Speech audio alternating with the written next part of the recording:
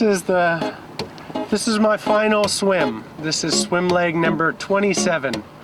And I am joined by my most favorite dyslexics in the whole world. This is my son, Bodie Bragonnier, and my wife, Sally Taylor. Guys, this has been a real endeavor, huh? Thank you guys for joining me in this. Boats, thank you for swimming and for helping me on the videos. And Sal, thank you for being there and helping me pick up slack to do all this. And we're so proud of you. This is equivalent to Babe Ruth pointing into the stands and being like, right there, home run, and you doing it. And just swimming around an entire island, you know. Just amazing. Boats, can you, if you were to describe to somebody why I was doing this, could you tell them why? To raise awareness for your business. And what is my organization? What does it do? Helps dyslexics in school. Yeah, and how do I help dyslexics in school? By showing them their superpowers and stuff. So let me ask you, Boats, what worried you most about me going into this swim?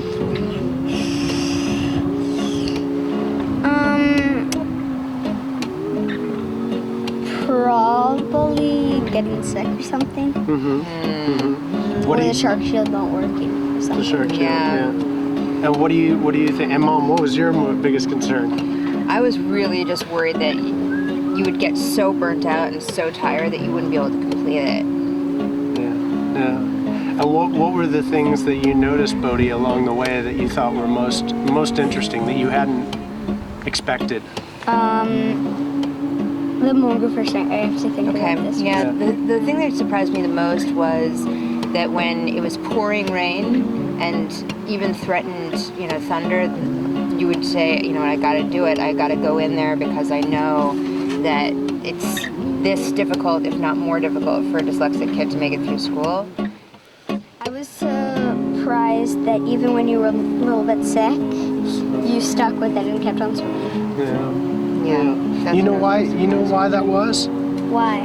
Because I realized about halfway through this thing that it wasn't just about me swimming anymore. There were kids your age, some a little bit older, some a little bit younger, that had looked at what I was doing and recognized that I was going to try to succeed no matter what stepped in my way. And I realized that through that community, I had an obligation to do the absolute best I could, as long as I stayed safe, but do the best I could, even if I was exhausted or sick, that I needed to show all those kids out there that on the days when they say, I don't even want to go to school because reading is too tough or people are going to make fun of me, that they reach down deep and say, I have an obligation to myself and to my potential to go to school, get this reading thing under my belt so that I can start to exercise my superpowers. This is probably the most important question of all of the interviews I've done. You're 7 years old.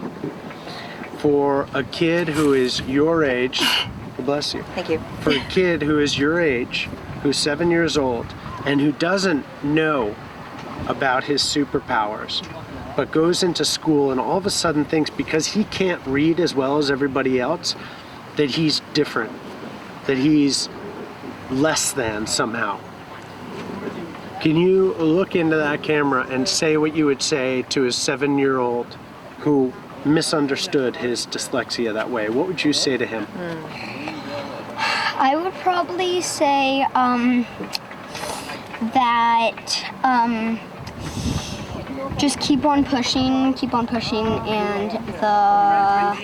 if you keep on pushing, it'll pay off. You're wonderful. When there's love, love, love in the air, you see people making faces like they just don't care, because love is simple, love is free, love is there for you and me.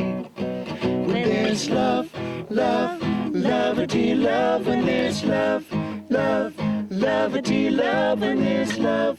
Love, love-a-tea, love when there's love. When there is love. When there's love, love, love-a-tea, love when there's love. Love, love-a-tea, love when there's love. Love, love-a-tea, love when there's love.